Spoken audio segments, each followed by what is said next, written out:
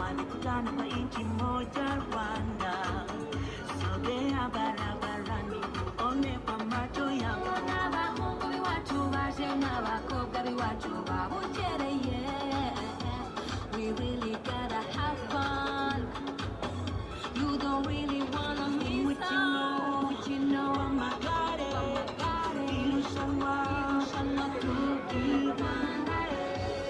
Yes, abo munyange barambwiye rero ngo hariya hari iyo bita 360 photo booth.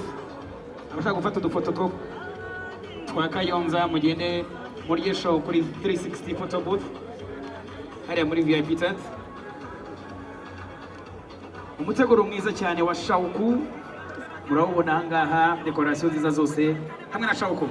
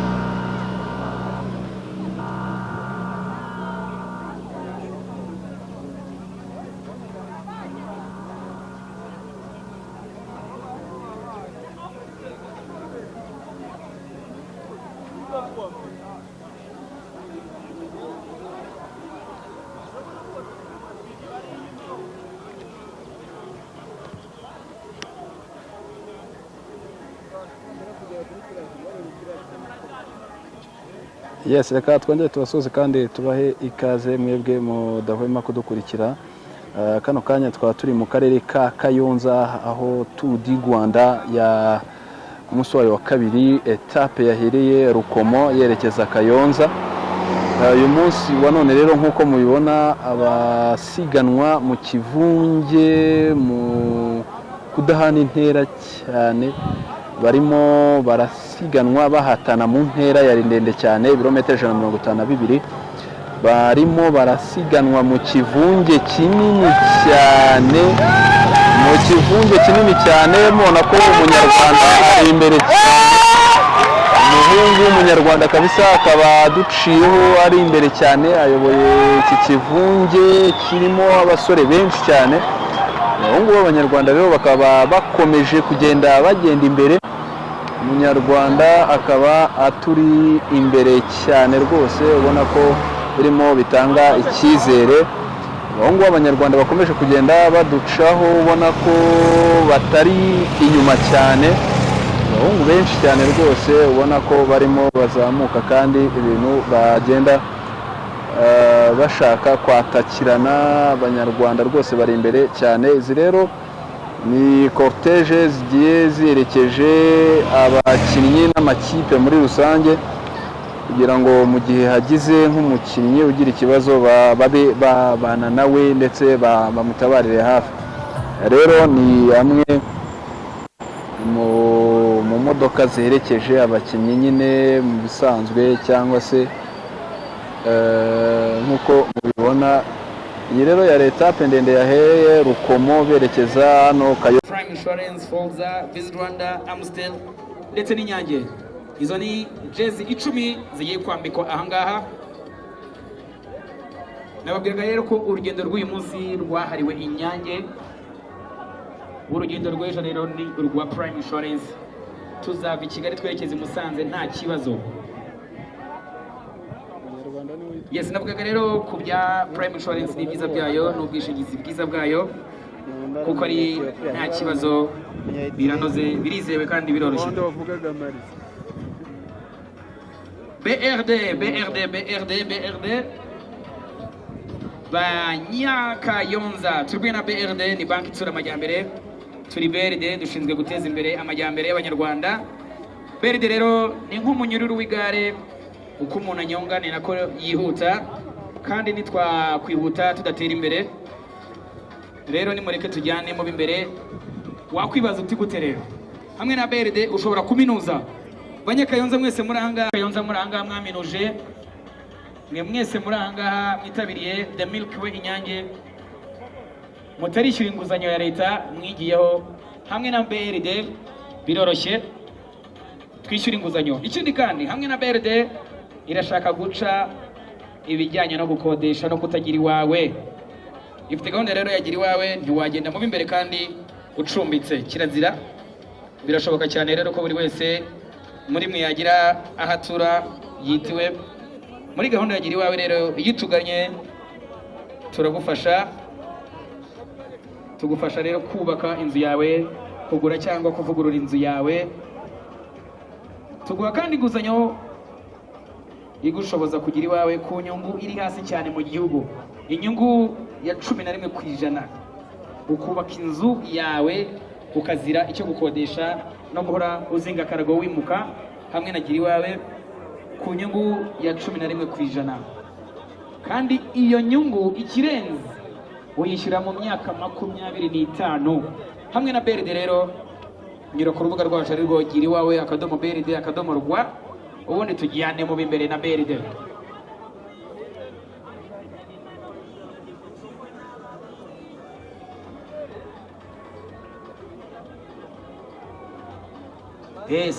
Cedric kuva mu Nyange, bose ngakeneye akantu ko kunywa kaji, muhereza.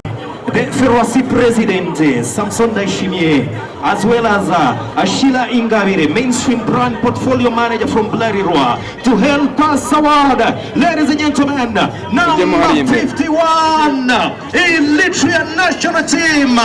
Ladies and gentlemen, you win after 157 kilometers, all the way from Asmara, Eritrea.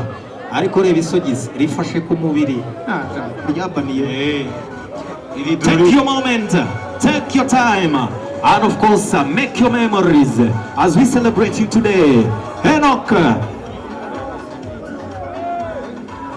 And after awarding the stage winner by Amstel, next up is the General Classification Leader, of course awarded by Visit Rwanda, as we call upon our Honorable Governor of the Eastern Province, Mr. Rubingisa Pidance, as well as Mr. Ladisrasi Ndahiriwe, the Park Manager and CEO of Akajera Management Company. We call upon the yellow jersey holder, number 63, from Team Total Energy. Like he did it yesterday, I give you Fabien Dube!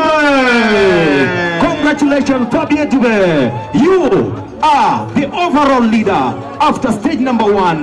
From yesterday, after that, individual time trial. Today, after stage number 1, you are the yellow jersey holder. Uyu rero n'umukinnyi w'ikipe ya Total Energy, Fabien Dube, akaba atari inshuro ya mbere aje mu isiganwa rya Tour du Rwanda. Ku munsi w'ejo yabuze gato ngo tware etape, yari ari mu bakinnyi beza bitwareza kuri prologue. Ku myaka 21 gusa, yavutse ku itariki 21 z'ukwezi kwa 10 mu mwaka wa 2003. Uyu rero Fabien Dube akaba akina ikipe ya Total Energy, niwe maillot jaune wa Tour du Rwanda. Arimo kwambika umwambaro mwiza cyane rero w'umuhondo, arimo yambikwa na Visit Rwanda. Visit Rwanda rero ishishikariza buri munyakayonza wese urangaha, buri munyarwanda wese gutembera u Rwanda bihereye mu karere kacu dusura Akagera National Park. With the Honorable Governor as well as the CEO of Akagera Management Park. That's a very memorable photo for you, Fabien Dube from Total Energy. Total Energy, one of the best sponsors of Tour du Rwanda 17th edition 2025. Congratulations one more time, Team Total Energy. Fabien Dube rero ku rutonde rw'umwaka ushize wa Tour du Rwanda akaba yaraje ku mwanya wa gatanu ku rutonde rusange. And next up is Folza. We are going to award the best climber. Wazamuteneza kurusha abandi. We are going to award who did well in different mountains as we call upon the Ministry of Sports representative, Mr. Genvemu Nyanziza, as well as the commercial director of Folza, Mr. Thierry Nwari, as we are going to award Umunyarwanda uyu munsi twavuze izina rye. Reka mbivuga mu Kinyarwanda mu Muhamaki yambaye numero 10. W'ikipe y'igihugu Didier Munyaneza. Mu myaka 27 rero uyu musore Munyaneza Didier yakoze breakaway ya kilometero zirenga 100 akusanya amanota mu misozi yose. Uyu munsi rero akaba ari wemwe w'umukinnyi mwiza w'umuzamutsi. The best climber Didier Munyaneza. After 157 kilometers, he was the best climber. Congratulations as you are adorned the beautiful Folza jersey. Arimo arambika umwambaro mwiza cyane rero wa Folza, kuko Folza ari inshuti y'abanyarwanda, ni nayo mpamvu yamwe umunyarwanda mwiza. Ikindi kandi ishyigikira siporo, imyidagaduro. Wifuza gusanga Folza rero dufite ishami ryacu hano inyuma ya gare. Folza yacu iwacu. Wabibonye ko Natsira arimo aramwenyura ati dushyigikira abanyarwanda, none niwe mpuye nawe. Ntabwo uwo mwenda ukunda kwambarwa n'abanyarwanda, ariko ni nayo mpamvu Kayonza mumwongera amashyi kuko kuzamuka ntabwo byoroshye. Didier yabikoreye kuri uno munsi. Felicitation Didier Mbappé Munyaneza. Munyaneza Mbappé rero urimo gufata agafoto ku rwibutso. Munyaneza Mbappé. Folza rero tugane Folza, wahamagara umurongo utishyiriweho 667 Ladies and gentlemen, next up is the intermediate sprints. Wakoze sprint kurusha abandi, as we are going to award the beautiful Total Energy jersey as we call upon the Vice Mayor in charge of economics and economic and development, Kayonza District, Hope Munganyinha, as well as Enis Uineza, the sales representative, Total Energy. They are going to help us award today's best intermediate sprinter after 157 kilometers. Ladies and gentlemen, mwongere muhamashyi kuko ni umunyarwanda ubonye uwo mwenda bamwita Didier Munyaneza Mbappé. Munyaneza rero uyu mwenda akaba yanawutsindiye umwaka ushize, arimo arawusubiza ku bitugu nanone nk'umukinnyi uba warenze sprint ziba zashyizwe mu muhanda akabona amanota menshi kurusha abandi. Agiye kwambikwa rero umwambaro mwiza cyane wa Total Energy.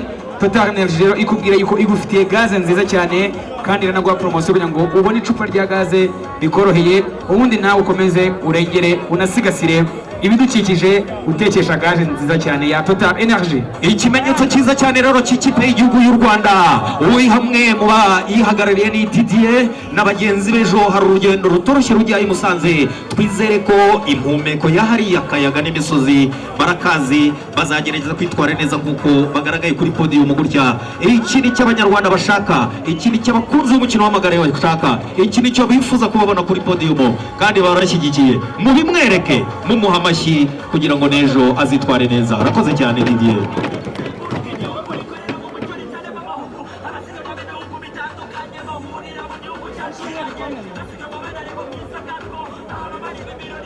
And of course, next up is Prime Insurance. Prime Insurance, they're going to help us award the best young rider as we call upon the second vice president from Ferrasi, Dilian Kairewa, as well as Mr. Mike Busa, the commercial director from Prime Insurance. They're going to help us award today's best young rider who takes home the Prime Insurance jersey.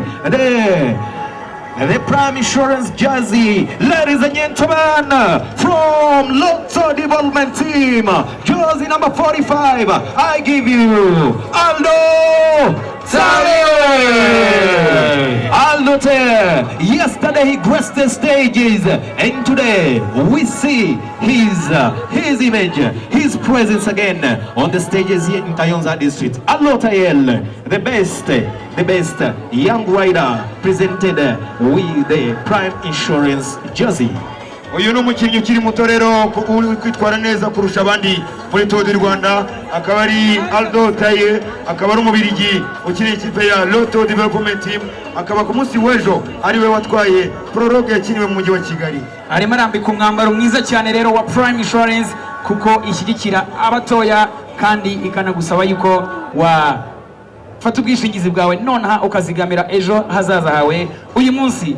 Ikindi kandi nuko ushobora kubona ubwishingizi bw'ubuvuzi, imodoka cyangwa umutungo wawe hamwe na Prime Insurance, ukanza akanyenyeri 177 urwego ukabona amakuru yose kuko biroroshye, biranoze kandi birizewe. Umusore rero watwaye amasiganwa arindwi umwaka ushize agikina mu cyiciro cya junior, uyu mwaka akizamuka isiganwa rya mbere yakiniye Tour du Rwanda ahita atwara agace ka mbere ka prologue. Uyu munsi rero ari guhembwa nk'umukinnyi ukiri muto uhiga abantu. Tunabibutsa yuko ku munsi w'ejo ari urugendo ruzaharirwa Prime Insurance, duhagura ku cyicaro gikuru cyayo mu mujyi twerekeza i Musanze, urugendo rwa nta kibazo na Prime Insurance. Next up is Rwanda. They are going to help us award the best African rider as we call upon the first vice president from Kirasi, Bigambo Valente, as well as the director general of Tour du Rwanda, Freddy Kamuzinzi, to help us award the best African rider. Ladies and gentlemen, the best African rider. One more time. Taking his time on the steps 1 and 2. I give you the Red Sea Camels Legion national team player, Henok Mulwara. Félicitations Henok.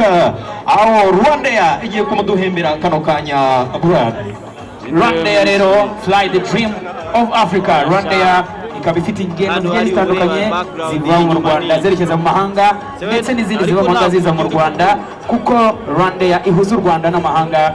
Flying the dream of Africa. Ikindi wamenya nuko abakinnyi bose baza mu Rwanda muri Tour du Rwanda, ibikoresho byose n'ibindi byose bizanwa na Rwanda. Fly the dream of Africa.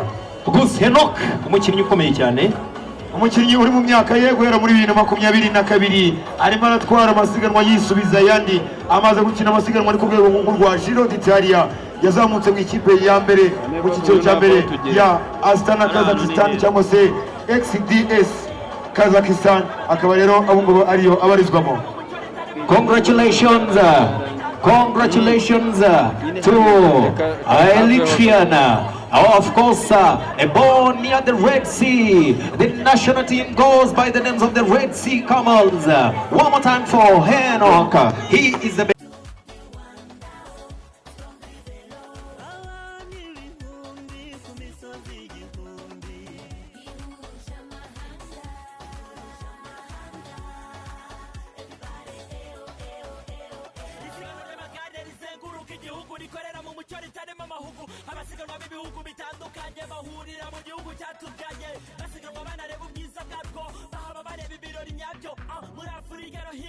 ikurikiranwa kuri interineti na za televiziyo, igamije guteza imbere iryo siganwa mu Rwanda no ku isi.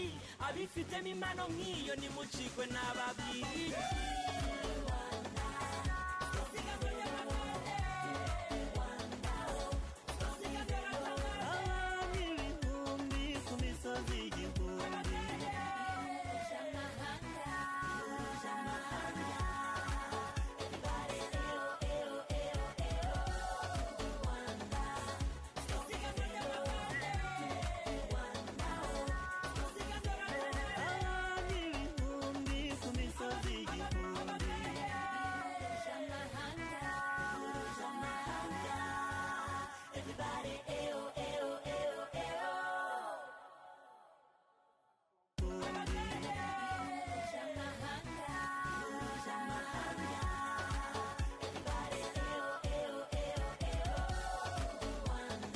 as well as Mr. Irene Vaisare, the advisor in Firosi, to help us award. Urafashindera kurusha abandi ninde Banyarwanda kazi Ras uyu musore wa umugoroba we amashyina none ku kintu kipaye igihugu y'u Rwanda Didier Munyaneza.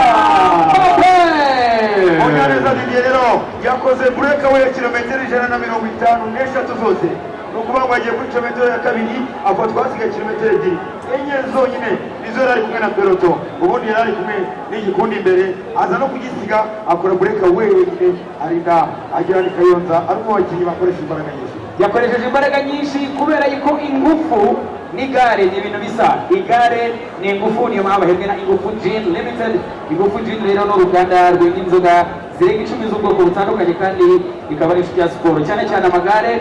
Bifite rero ibinyobwa birimo New House Whiskey, GS Rum, Club Whiskey, Red Wallagy, Lapian Gin, ifite Hometown, Ingufu Gin na Club Whiskey.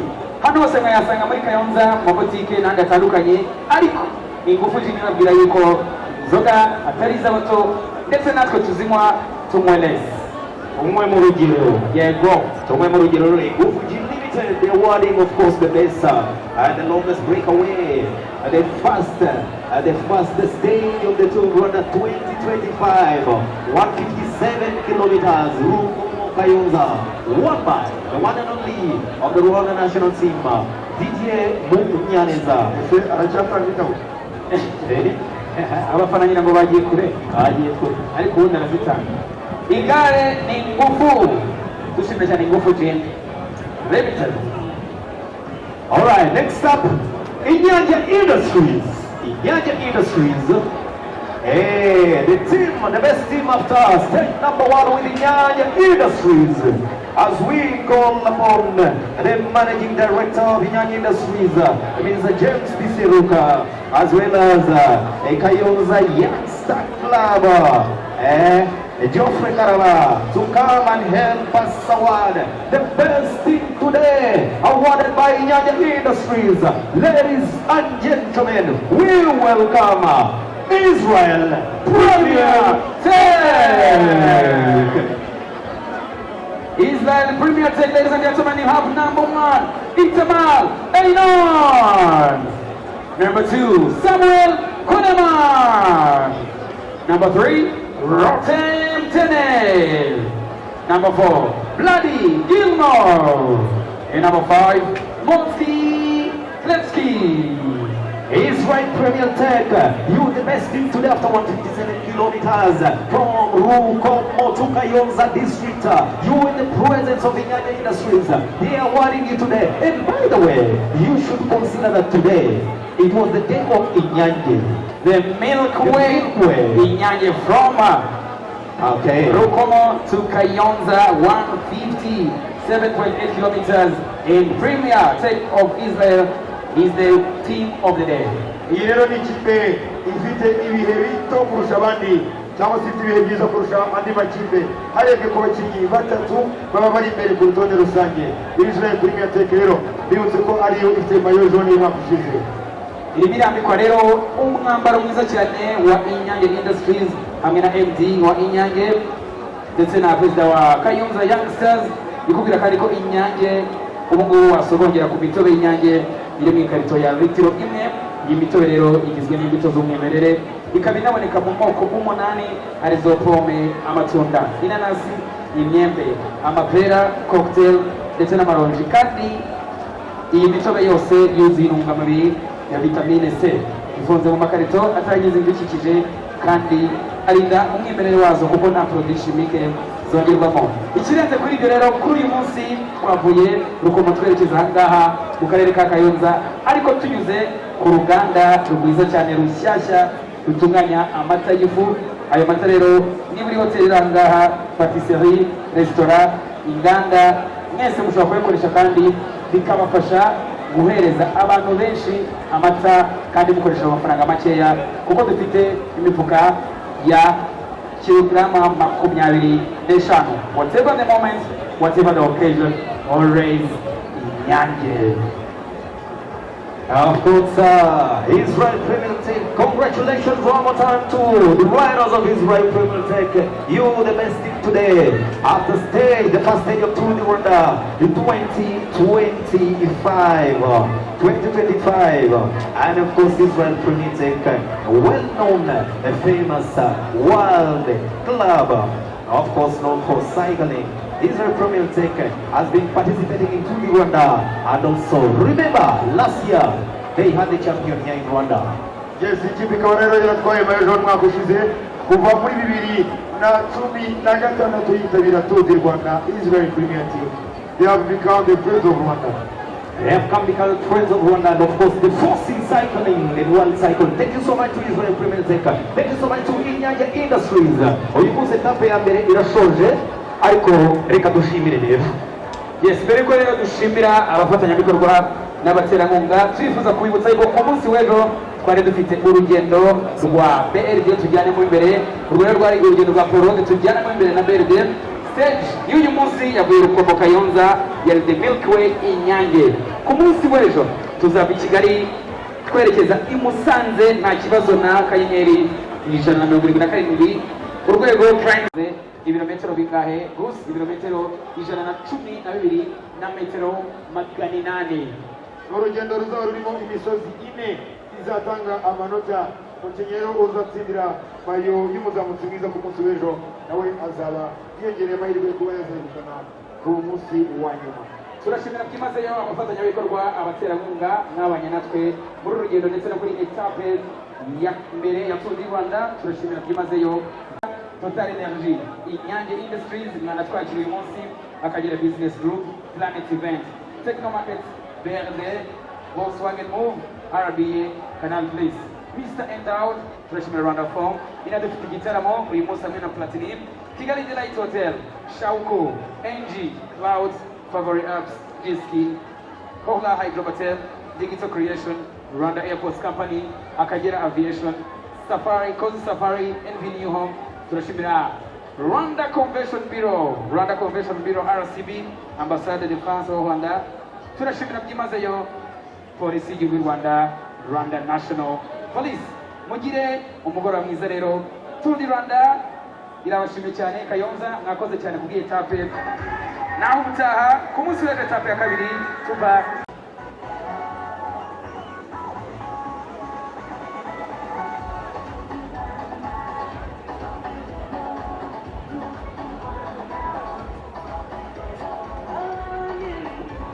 drone mane yanjye ndi kuyikontorora fresh.